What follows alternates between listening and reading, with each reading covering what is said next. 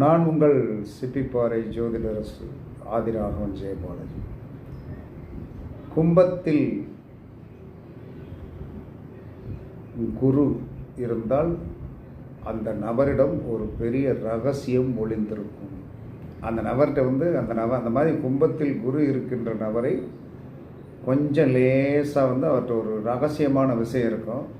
அவர்கிட்ட கறக்கணும்னா அவருடைய வீக்னஸை நீங்கள் பயன்படுத்தி அவரை உங்கள் வழி கொண்டு வந்து அந்த ரகசியத்தை தெரிந்து கொள்ளுங்கள்.